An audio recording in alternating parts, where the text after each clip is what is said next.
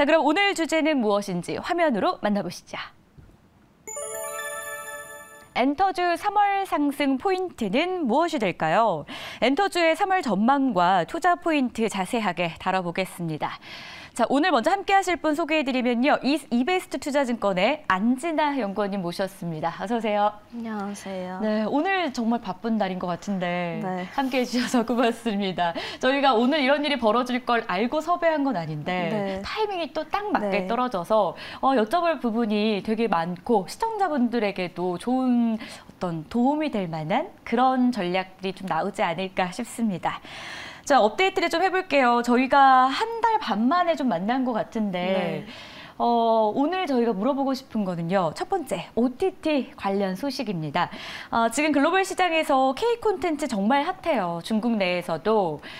저희 한국 드라마 방영 지표가 좀 개선되고 있다고 하더라고요. 네. 방영 지표 개선된다는 건 더 많이 방송이 되고 있다라고 보면 네. 되는 거잖아요. 네. 중국 리오프닝 기대감에 여행 항공주뿐 아니라 OTT도 연초부터 있었는데 최근에는 그래도 좀 조용한 모습입니다.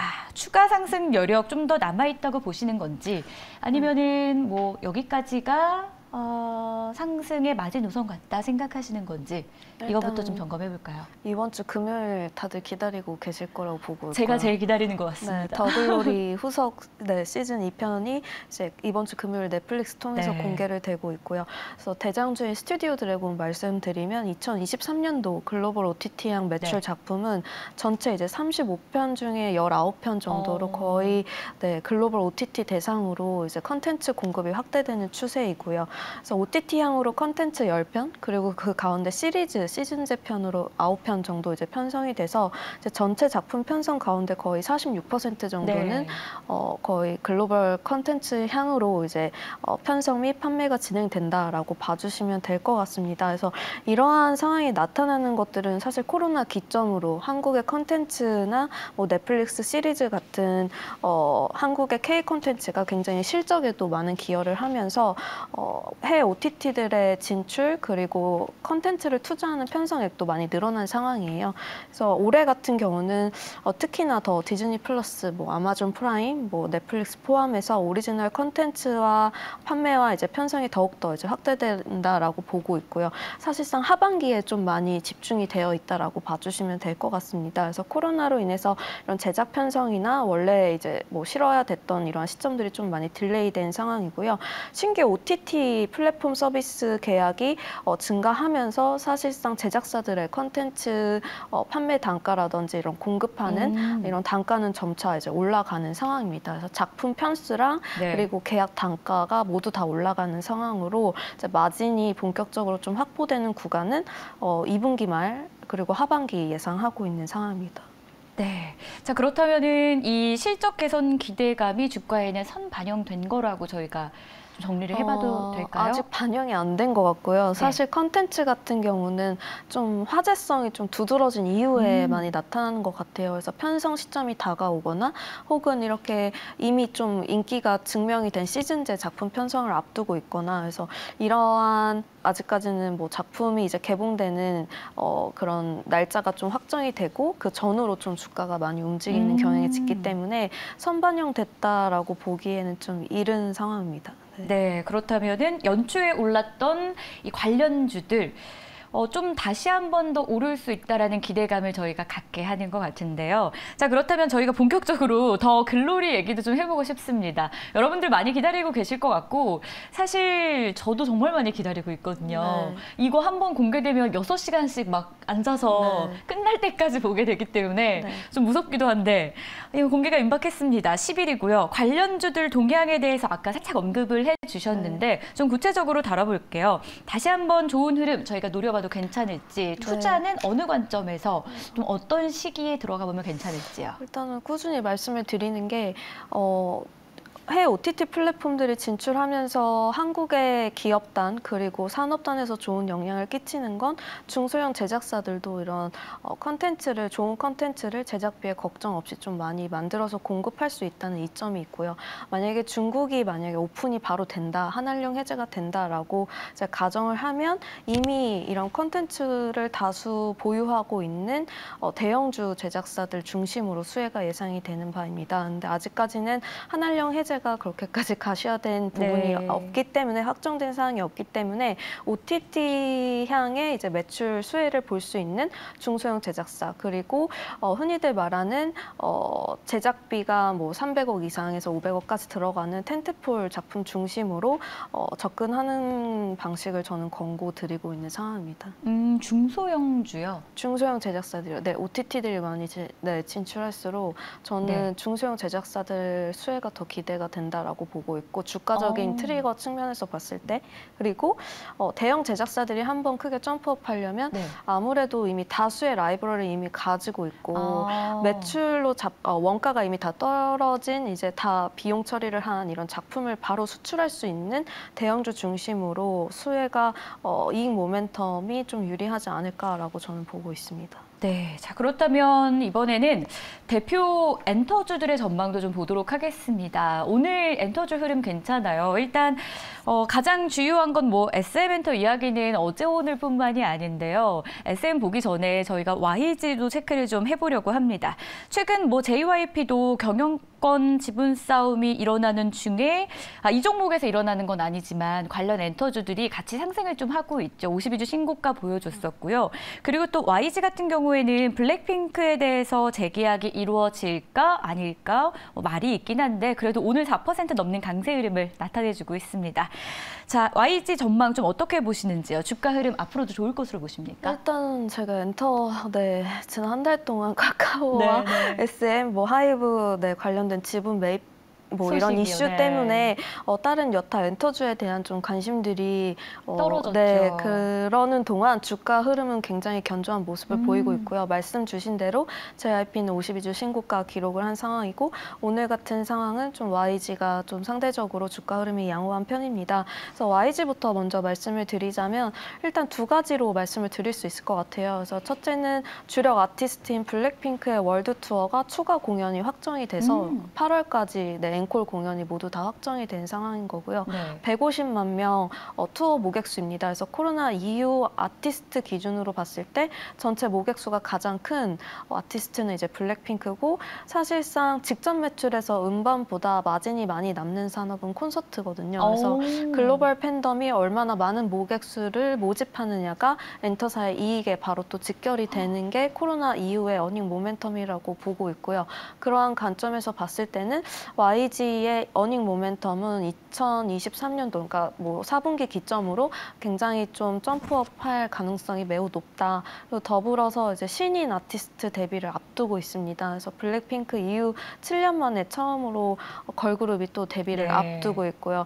작년 하반기부터 이제 뭐 뉴진스를 비롯해서 굉장히 걸그룹들이 대세인데 YG에서 또 7년 동안 이제 연습 생활을 이제 거친 친구들이 유튜브를 통해서 이미 공개가 되고 있고 아직 데뷔 전인데도 가입자 수가 100만 명 이상을 좀 돌파를 하면서 글로벌리 좀 화제성을 끌고 있는 상황이에요. 그래서 어떻게 보면 데뷔가 성공적으로 이루어졌을 경우에는 YG를 대표하는 아티스트가 블랙핑크 이외에 이제 베이비몬스터 두 팀으로 늘어나고 지금 보이그룹 작년에 이제 열심히 투어를 일본에서 마치고 이번에 또 월드 투어를 바로 또 개최를 한 트레저라는 보이그룹이 있습니다.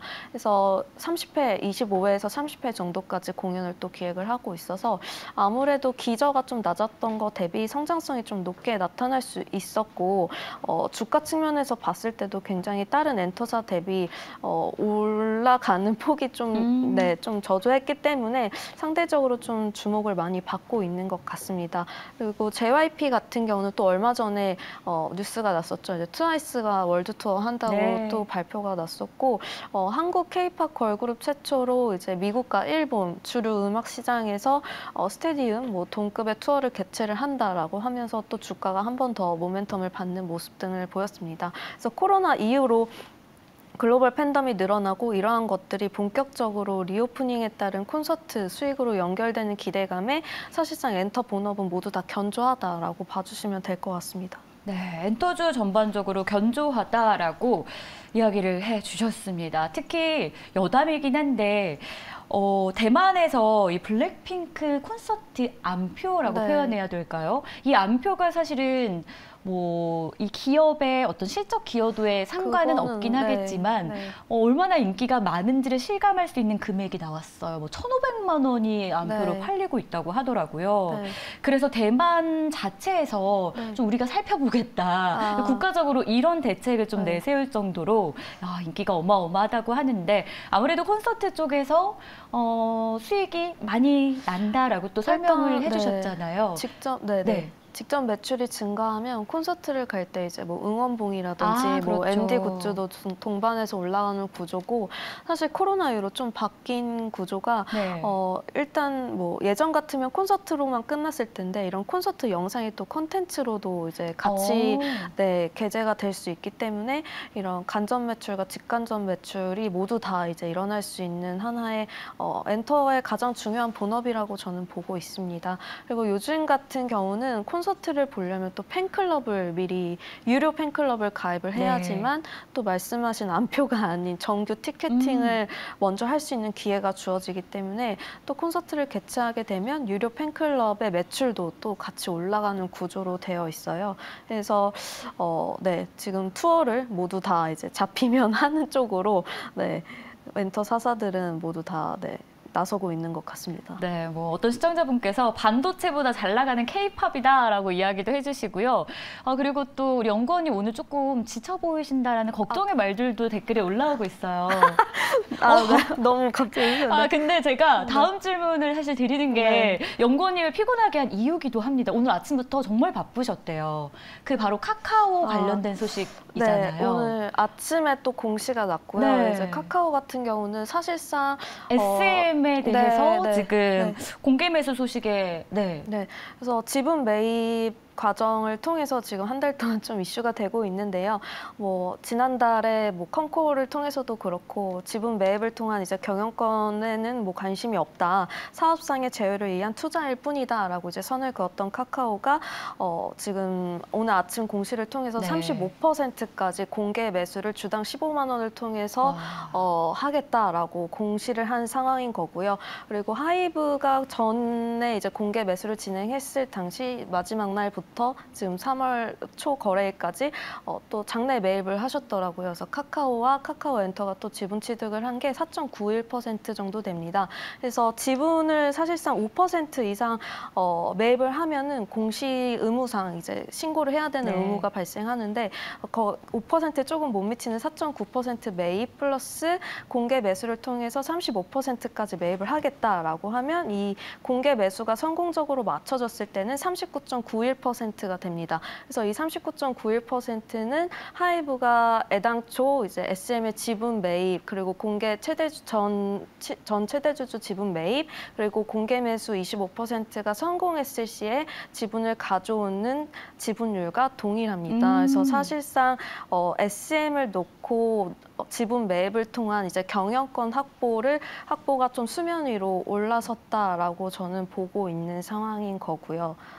덧붙여서 말씀드리면 뭐 앞으로 어떻게 될지 좀 시장에서는 지켜보는 추이가 될 것 같아요. 그래서 하이브 같은 경우는 사실상 공개 매수가 수포로 좀 돌아간 상황이라서 지금 최종적으로 SM 지분을 가지고 있는 부분은 한 19.4% 정도 되고요.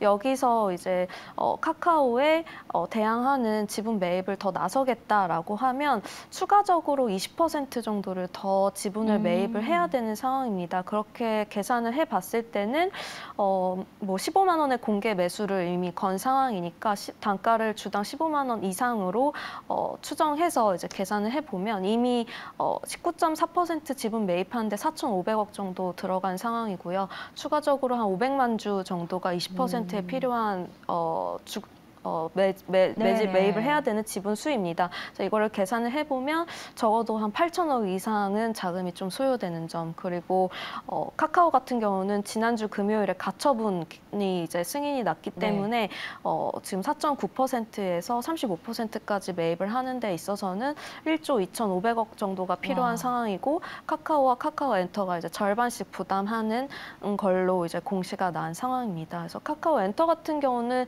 사실상 연초에 사우디랑 이제 싱가포르 국부 펀드로부터 각각 6천억씩 투자를 받았기 때문에 1조 2천억 정도. 그 돈을 다 써야 되네요. 반반씩 부담하기로 했으니까 카카오 6천억 모기업에서 6천억, 그리고 이제 카카오엔터는 투자받은 금액의 한 70% 정도를 이번 SM 지분 인수 전에 좀 쓰지 않을까라고 보고 있습니다. 그래서 주총이 3월 30일입니다. 그래서 그 전까지는 아마도 해당 관련된 이슈들이 계속해서 좀 나오면서 캐치업 하셔야 될 것 같습니다. 아, 그러네요. 일단 오늘 좀 따끈따끈한 소식을 저희가 직접 연구원님 통해서 좀 들을 수 있었는데요. 어쨌든 자금 사정은 그렇게 양쪽 다 나쁘지는 않다라는 거죠. 뭐 공시된 돈 싸움 아닙니까? 우리가 더 많이 똑같은 기업을 놓고 지금 누가 더 높은 가격에 제시하느냐, 매입을 하느냐, 약간 어떻게 보면 소모성이 짙은 치킨 게임이라고 볼 수 있는데요. 맞아요. 좀 시장의 페어 플레이를 통해서 좀 정정당당하고 투명성 있게 진행이 되었으면 좋겠고, 왜냐하면 이게 K-팝의 위상이 굉장히 높아졌잖아요. K 컨텐츠도 그렇고, 그래서 외신으로부터의 인터뷰도 굉장히 많이 들어옵니다. 그렇게 됐을 때는 그런 상황이 좀 좋게 비춰질 만큼 페어 플레이가 이루어져서 좀 신속하게 마무리되었으면 하는 바람입니다. 정말 마음에 와닿는 게 또 엔터에서 연구원을 하고 계신다라는 의미 자체가 이 관련 업종을 좋아하시기 때문에 또 일을 계속 하실 수 있는 거잖아요. 그렇죠. 그런 입장에서, 그리고 그렇지 않은 입장에서도 그렇고 진흙탕보다는 페어플레이를 하면 좋겠다라는 이 마음이 정말 와닿는 것 같고, K-팝, K-콘텐츠 이런 것들이 국내 산업에서 엄청난 영향력을 끼치고 있기 때문에 또 그런 큰 그림에서 봤을 때 좋은 결과가 또 나와주면 더 좋겠다라는 생각이 좀 듭니다. 자, 이렇게 해서 오늘 저희가 엔터주 관련한 소식들 여러분들께 전해드렸고요. 지금까지 EBS 투자증권의 안진아 연구원님 함께했습니다. 고맙습니다. 감사합니다.